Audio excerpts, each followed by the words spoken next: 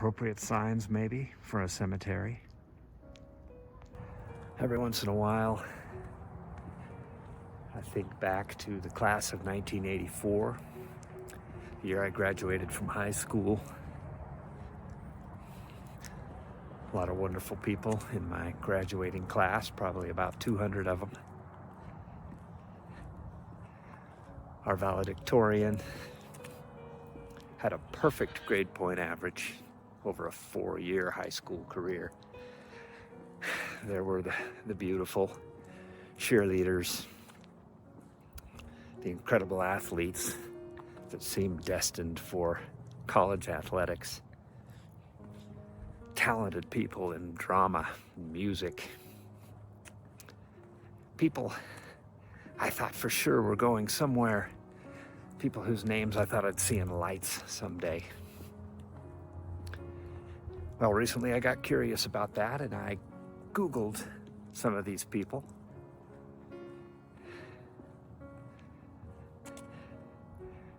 The disturbing part, I can't find any of them. There's no trace of these people on the internet.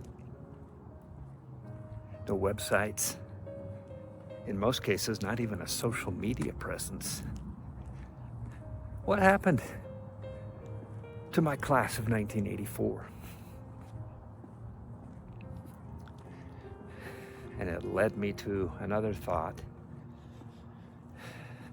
something I've thought about before many times, that our educational system and our set of traditions around education and work actually end up pointing us toward mediocrity all too often. We first get a job usually when we're still in high school. I know wages have changed over the years, but let's say you start working at $10 an hour. Then you graduate from high school and have an opportunity to work full-time, maybe get $15 an hour. And you go to college and get a 4-year degree and graduate with the hopes of getting a job that might reward you with $20, $25, $30 an hour to start with anyway. And you deliver all the value you can during those early years. Hopefully get a promotion where you can have more responsibility, maybe even be in charge of other people making $20, $25 an hour, but you're getting $30, $35, $40 an hour now. And you continue to climb that ladder, delivering as much value as you can, trying to stand out from among your peers, even competing directly with people.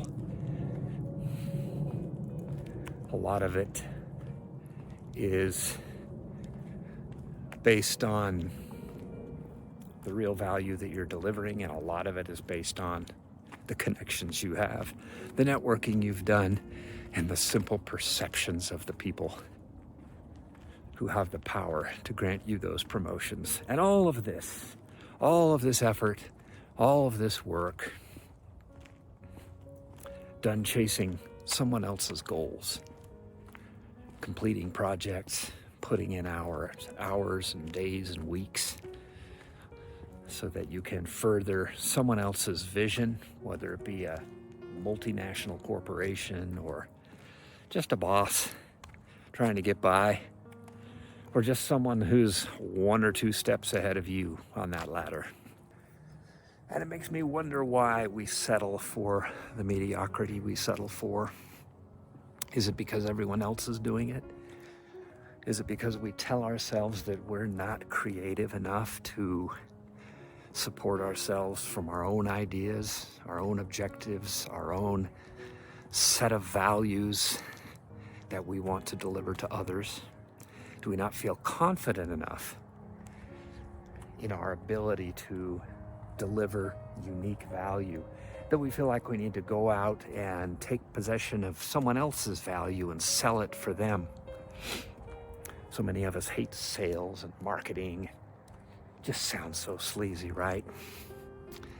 Yet we all sell something for somebody and we all buy. There's value being exchanged around us everywhere.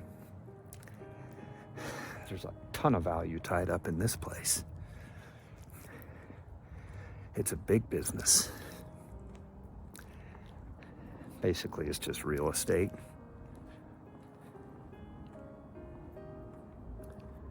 And it looks like a big market for granite and marble. When I consider the fate of the class of 1984, there are so many different directions people could have gone on. Maybe some had health issues and simply aren't with us anymore. They're in a place like this and in a better place. Maybe some fell into drugs, alcohol, tobacco. Maybe some are just very private people who don't want to be known by the world. I know that there's a certain segment of our Generation X who aren't interested at all in things like social media or just having anyone know where they are or what they're doing. They could be hiding in plain sight. And it reminds me of a story of two men who were privileged to have good education, good experience when they were young, and both accrued great wisdom in the early years of their lives. One of the men chose to take his wisdom and become a hermit, climbed to the top of a high mountain and lived in a cave. Decided that that was the best thing for him to do with his wisdom, to step aside and contemplate it, meditate on it for the rest of his life. The great value of his wisdom was only shared with those who made the effort to climb his mountain and ask him the great questions of life. And it was only a small handful of people who met him there and shared in his wisdom. The other man took another route. He decided to live his life in public. He shared his wisdom with all who would have it. He was very free with it. In fact, he created products and systems, digital courses, ebooks. He sold these things for money so that the people who exchanged value for them would value them and would pay attention to them and would consider what they paid as they assessed the importance of what he taught. This man accumulated great wealth and passed it along to future generations when he ended up in a place like this. And my question would be,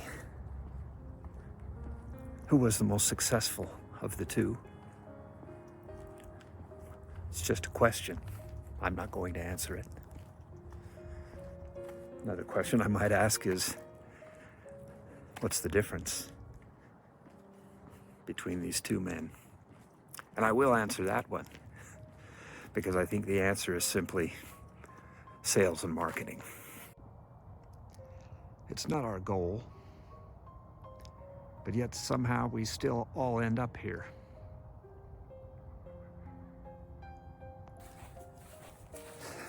Now, I don't believe that, of course, except for the final disposition of our mortal remains.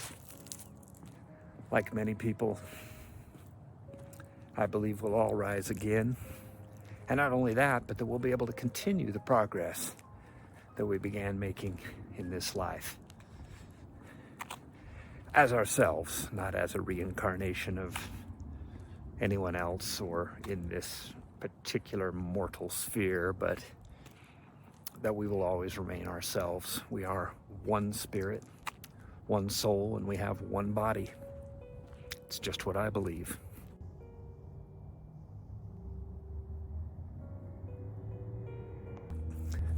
Unfortunately, I think that we're conditioned by our society and culture to avoid extremes, and that would include the extremes of poverty and wealth.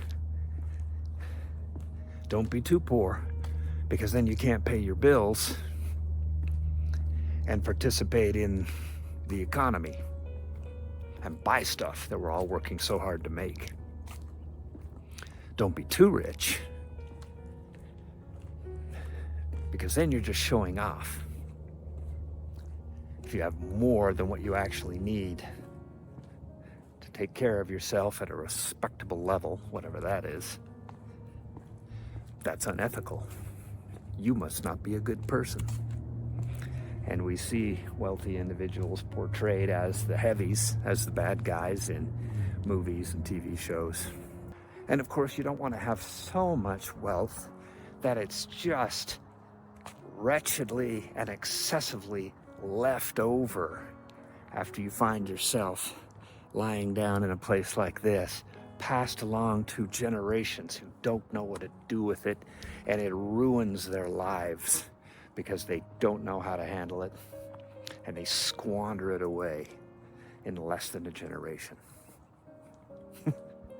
Well, that's one way of thinking about it.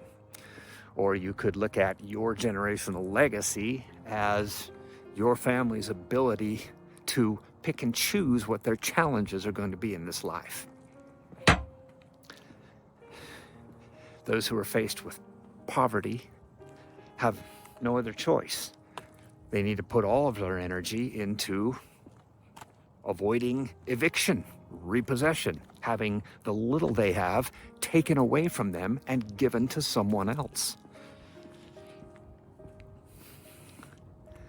Those who are above the poverty line, are safe from the poverty line, can focus on other problems,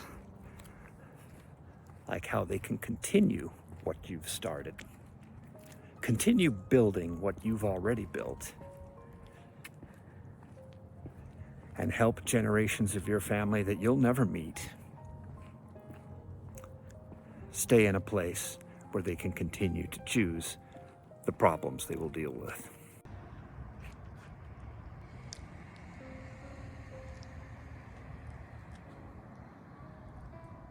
No, really, you say. I wouldn't trust my children with $10 of my money. They'd gamble it. They'd drink it. They'd do drugs. They'd buy supercars, which they would then total, and it would all be over in a matter of weeks. Okay, if it's that bad, why don't we think outside the box? You control, while you're still alive, where your money goes, who it helps, and what it does. Are there other relatives you can leave your assets to? Other people who you do trust to make good use of it? No? Then how about organizations? Is there a church or a charity organization who you know would help your money to go far? Worrying about what happens to your money after you die is no reason to embrace poverty. And in fact, having those options, having those assets that you can direct in a certain direction, brings a certain kind of freedom, a certain sense of accomplishment, a certain sense of knowing that you're not finished yet, that the talent you've been given, not only have you multiplied it, but that it can continue to multiply in the service of people you may not even know. I do recommend taking a nice, brisk cemetery walk, maybe in the winter, a little more dramatic then, a little more stark, and just meditate on and consider your own mortality, because it is one of the few things of which you can be completely certain. As a Generation Xer, I am almost certainly past the midpoint of my life. The second act, as in many plays, goes much, much more quickly than the first. So the perceived time that I have left to me is much more brief. A year for me now passes in what seemed like a matter of weeks when I was younger. I'm no longer trying to rush through things, because each day is a day to be savored, and a day like this in particular. So I appreciate you joining me for this journey, and I hope you'll think about some of the things I've said. They're just my opinion, just my ruminations.